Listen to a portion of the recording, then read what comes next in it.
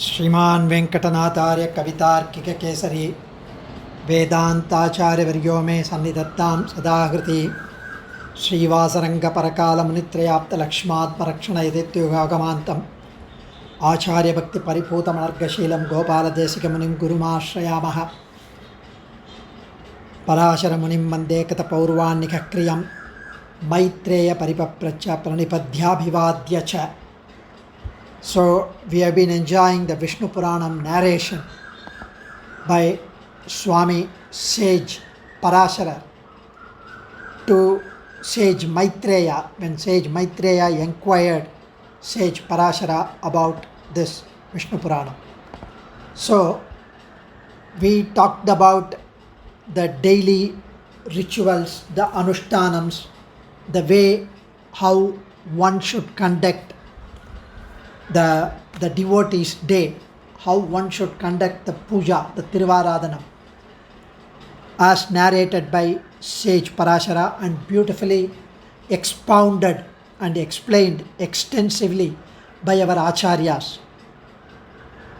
We also saw how Aururva Maharishi provided the Upadesam to King Sagara, and that we saw. Then Sage Parashara was inquired by Sage Maitreya on the solar and lunar systems, the dynasty. So when Sage wanted to know about the dynasty, he starts explaining about the Manu Vamsham. So once upon a time, the Ikshvaku dynasty he talks about, and we are in the 4th chapter now. So once upon a time, the Manu happened to sneeze, and with Bhagavat Sankalpam out emerged from his nose a son called Ikshvaku. Thank God it doesn't happen nowadays, because I sneeze very many times when there is dust, when there is allergy, and I cannot imagine how I will handle. So when Ikshvaku appeared, he was the beginning of the Ikshvaku Kulam, and Ikshvaku had a son called Vikushi. So once Ikshvaku wanted to perform a Shrardam, the Tiruvadhyayanam. So the Tiruvadhyayanam ceremony, Shraddam of his ancestors, he wanted to perform. So he wanted, being a Kshatriya, he wanted a special meat from the forest brought for that purpose to offer. So Vikushi brought some deer meat after killing, after hunting from the ceremony. And during the process, he felt very hungry, he felt tired. So in order to satisfy and quell his hunger, he caught hold of a rabbit and he burnt and cooked. Being a Kshatriya, he had that. And then he came and he offered the deer things to the Kula Guru Vasishta, the chief priest of the ceremony, Shrardam ceremony. Sage Vasishta was a great sage, of course. Vyasam Vasishtanaptaram Shakte Pautram Akalmasham Parasharat Majam Mande Shukatatam Taponitim. Sage Parasara's grandfather was Sage Vasishta. So Sage Vasishta objected to it, saying this meat was unclean. He told the king Ikshvaku that your son has eaten himself the rabbit, and that he could procure, he could make, he could get. So hearing the charge on his son, Ikshvaku immediately banished Vikushi from the kingdom. Of course, after Ikshvaku's passing away, after Ikshvaku's death, Vikushi did rule the kingdom, and Vikushi had a brave son called Parjanya. the Devatas, the Devas and the Asuras were engaged in a very terrible war, battle, which remained indecisive for many years. It went on and on and on. So the Devas went and prayed to Kshetrabdinathan, Vishnu. And Vishnu told them that he would be born on the earth as with the Amsam, Vishnu Amsam in Parjanya. And he said that under Parjanya's leadership, the Devatas, the Devas will be able to defeat the Asuras. So when Devas heard about this, the greatness, the valor, the strength of Parjanya, under Parjanya's leadership, Devas were able to defeat the Asuras. So when the Devas requested Parjanya and Parjanya agreed to do that, they wanted to defeat the Asuras. So Parjanya said, I will come and fight the war against Asuras, provided I am asked to climb on Devendra's shoulders.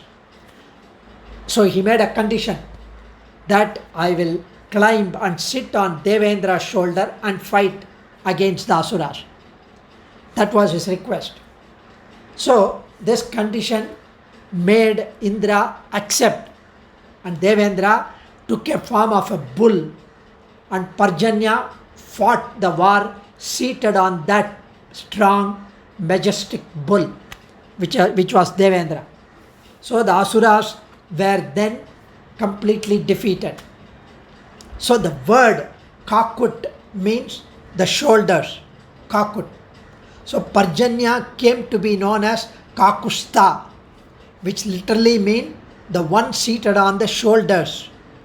So that is why Kakutsta was started. So Rama is also called Kakutsta. So even in Sriranga Gadyam, Ramanuja calls Perumal as Kakutsta. Sri Ranganatha Kakutsta Namostute. So this Kakusta means the one who is seated on the shoulder. And there was a king in Kakusta's descendant. His name was Yuvanashva. And this Yuvanashva was in Ikshvaku lineage. And sage Parasara talks about this dynasty and about this Yuvanashva. So here we will, the king Yuvanasan or Yuvanashva in the lineage of Ikshvaku, in the lineage of Parjanya, he had no child, he had no progeny, he had no issues. So sage Vasishta, who was the Ikshvaku Kula Pati, Ikshvaku Kula Asthana priest, Purohit. So he was the Guru, Kula Guru. So Vasishta officiated a special yagam to bless the king with a child. And the sage formulated a special pot, a kalasam of water, tirtham, by chanting the Vedic mantrams into the tirtham, and with the intention of giving that water sanctified, purified, consecrated. Hiranyavarna suchayah pavakaya sujasa kasyabhoya swindraha punyavajana mantram. So he had uttered all the Vedic mantrams. He passed on the Vedic powers into the water, and he wanted to give that kalasa tirtham, the pot water, to the queen, so that the queen will drink the water and will become pregnant immediately because of the Vasishta's power. Even these days, when we have Punyavajanam, we hold the darba bundle and touch the kumbam, which is filled with water, and then all the Vaidikas, the Brahmins, they recite the Punyavajana mantram, the Udagashanti mantram, and we consecrate the water. It really has a beautiful effect on the water. And so the sage Vasishta made that. Sage Vasishta and the rishis, they were all waiting to give the water to the queen. The king was not aware of the potency of the water. So it was kept, and maybe after a day or two, they had to give the water to the queen, or they were waiting for a few days to get purified. Every day they utter the mantras and to complete and then give it. So one night while sleeping, the king was feeling very thirsty. So he was looking for a gulp of water, a glass of water. So he came here where this water pot was kept. He took a glass, he took that water which was sanctified by sage Vasishta, and the water was charged with the Vedic mantras. The king drank it. And lo and behold, the king immediately became pregnant. Sage Vasishta and all the rishis were really worried about the king's condition. How they were trying to come up with some method to deliver the baby safely. And the child was ripped open the king's stomach with its right thumb. The child came out of the king's stomach with its right thumb and was thus born. And because of that, the king obviously died. The sages had to take care of the baby.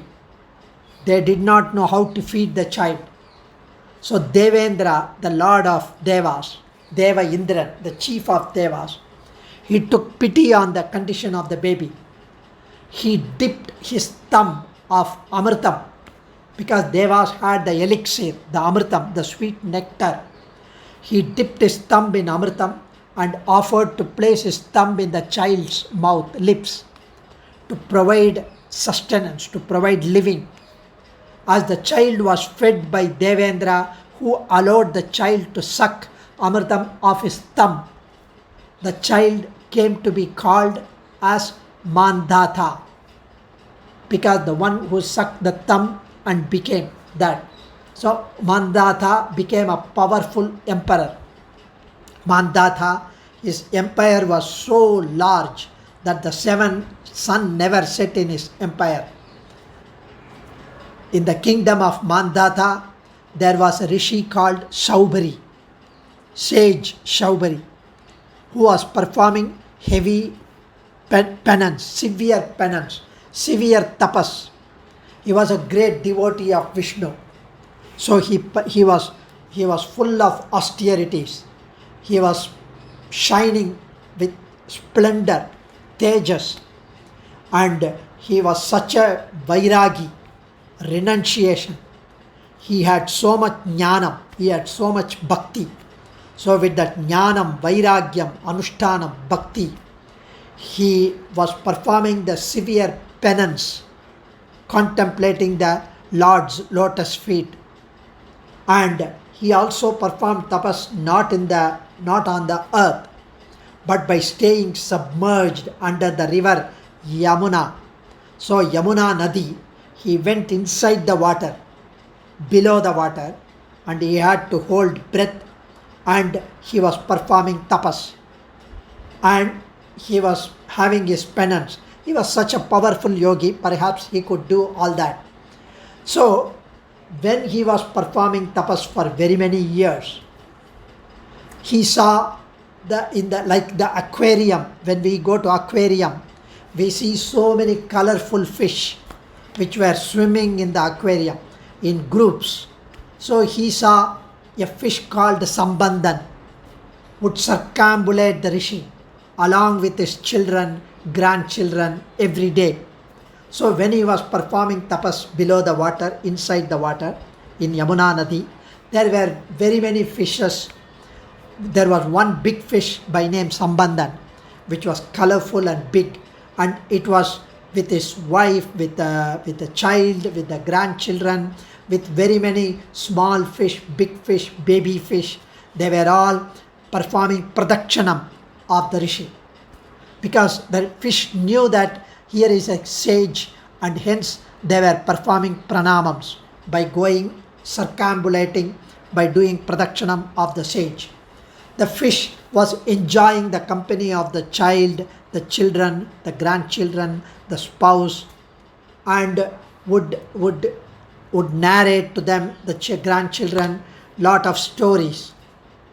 And sometimes the young fish, the baby fish, will jump on the tail of the grandfather and will be giggling, and the grandfather was happily, joyfully taking the baby on its tail and swim along with the baby. So the fish Sambandhan was very happy with his spouse, with the children, with the grandchildren, and the rishi gradually began to focus on the fishes, on observing the Sambandhan, the big fish. The more he observed the fish, the more he began to stay away from the penance, from the tapas. He was distracted. We get distracted every moment. Of course, we cannot hold our focus, our mind even for a couple of minutes. We get distracted. At least Sage Soubhari was doing for very many years, and unfortunately or fortunately, he started focusing on Sambandhan. He was distracted. So the more he saw Sambandhan with the children, with the grandchildren, and grandchildren enjoying, jumping, gleefully giggling, and the grandfather also was happily playing, he decided to end his tapas. Sage Soubhari said, enough. Let me also have children and grandchildren. Let me also find someone and get married. So he came out of the water. Typical like us. So the sage made the decision to approach King Mandhatha, because he was the local king. And King Mandhatha was ruling very nicely, where he is a dharmic king. So he found out that the king had 50 daughters, 50.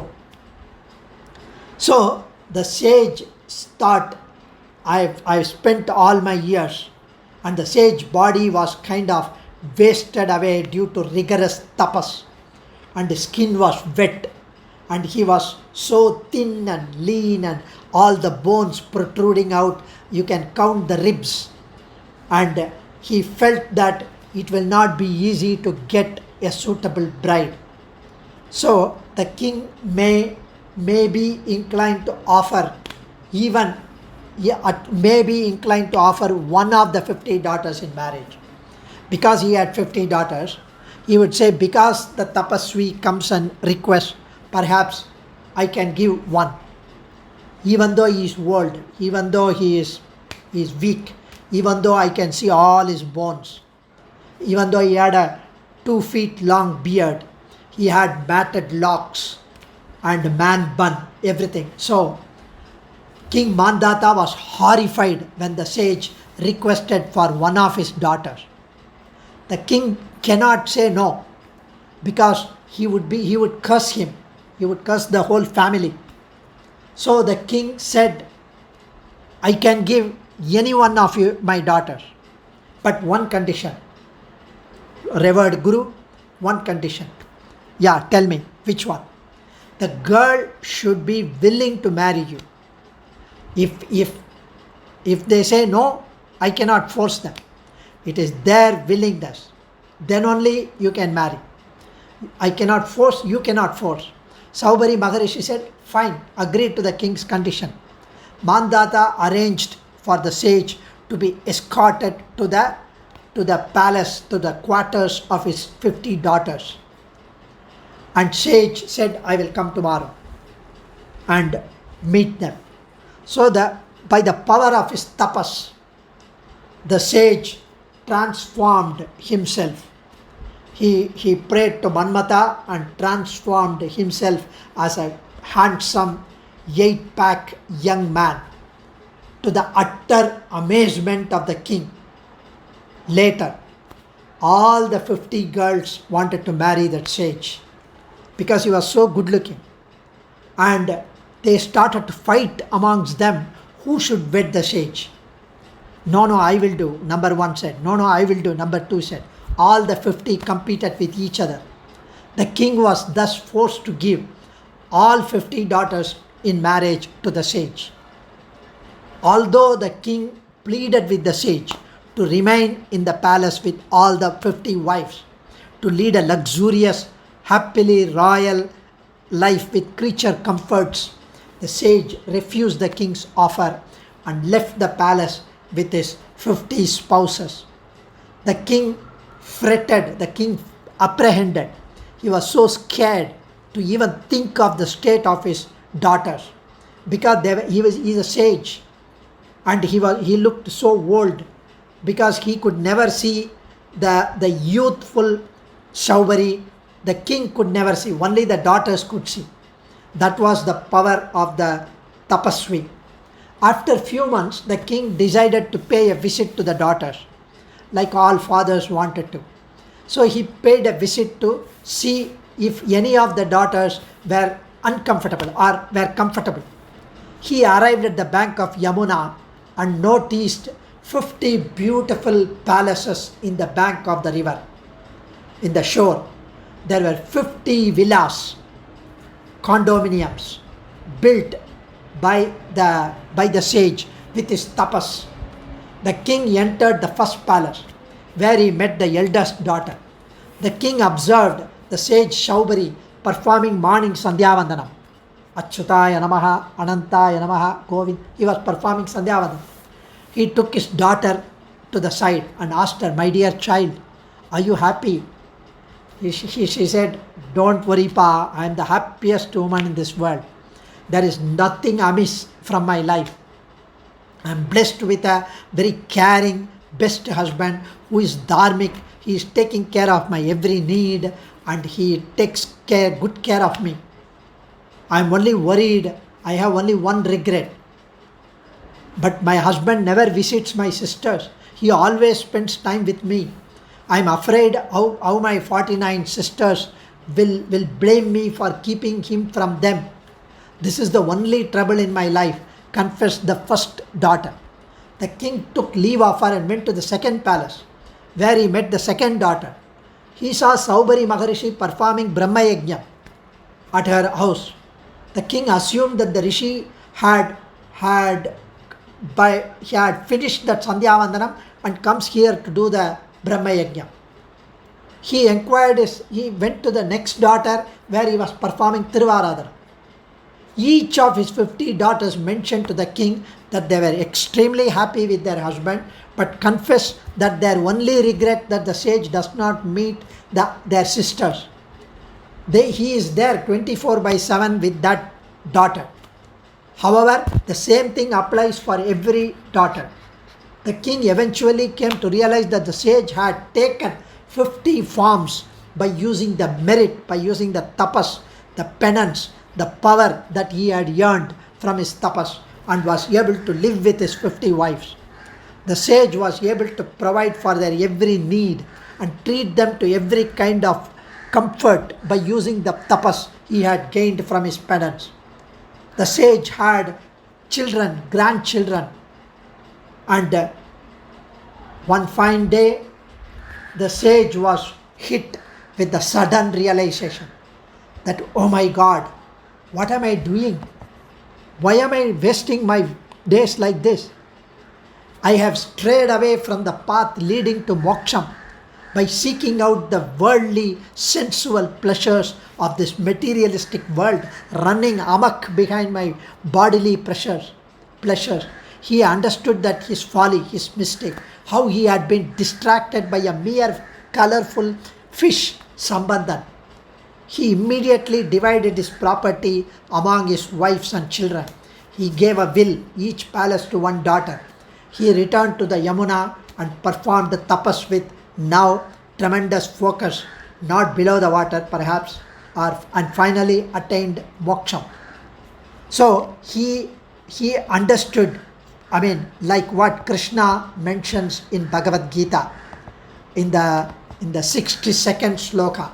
Dhyayato vishayan pumsaha sangasteshu pajayate sangat sanjayate kama kamat krodho vijayate mohan bhavati sammohaha sammohan smriti vigramaha smriti bramsho buddhinasat pranashyati. Here vishayan pumsaha, on the sense objects which are shabdam, sound, sparsha, touch, rupa, form, rasa, taste, gandha, smell, dhyayata, meditating upon, contemplating upon, thinking of it due to taste from these sense objects from time immemorial. Pumsaha for the individual. In those sense objects, the attachment grows. Sangopachayate, attachment grows. Due to that attachment, kamaha, lust, that which engaging one finds it unbearable. Sanjayate, it occurs abundantly. And due to kama, krodha vijayate, due to that lust, anger comes. And finally, it leads to finish. Everything finish. And it kills ourself. We are again getting rotten in the drench, in the drain. So we go down the drain. So this particular wonderful sloka from Bhagavad Gita perhaps completely transformed the king, the sage Soubhari. So the story, what does the story tell? Soubhari's story tell us. What is the moral conveyed to us by this story? The story emphasized that the importance of satsangam, regardless of your tapas, regardless of your achievement, regardless of your individual, the propensity to contemplate, focus, meditate, pray, Tiruvaradanam, ritual, vairagyam, anushtanam, jnanam, bhakti, regardless. Even an iota fraction would completely take you away. So satsangam is extremely important. Bhagavata satsangam.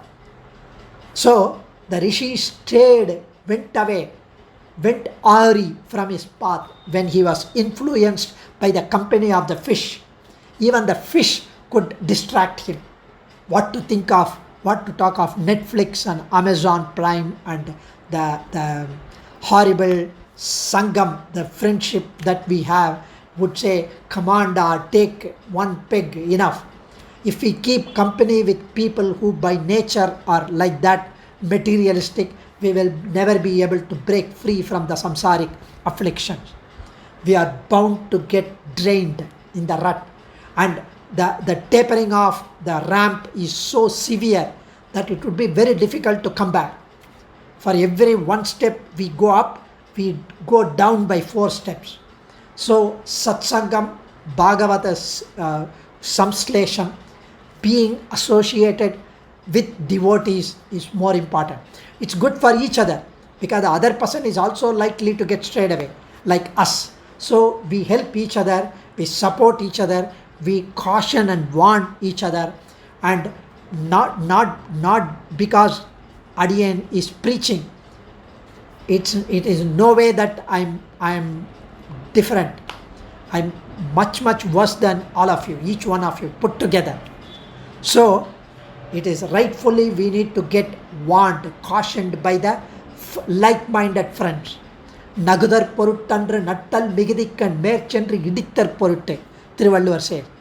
Otherwise, we should not laugh at somebody is going down the drain. We should catch hold of them and try to rectify them and correct them. Thirutti panigolvan. So that's the lesson we need to learn from this. And of course, Mimamsakas believe that Devas do not have any body. They try to impose their ideals upon everyone, that when we perform yagam, the mantrams we chant, they formless, they would come, and because they cannot appear at all places to accept whatever that is offered to Devas. That's Mimamsaka's opinion. But here the lesson says, Sage Soubhari himself took 50 forms. When the rishi himself with the tapas takes 50 forms, Devas who are like multifold powerful than rishis, than human beings, can definitely take very many forms and appear, accept the yagams in a fine form, even though not in gross form where we can see, they can take. So that was another lesson that we learned. So the moral is being associated with the devotees is essential. Kavitarkika Simhaya Kalyana Gunashaline Srimate Venkateshaya Vedanta Gurave Namaha. Dhanyosmi.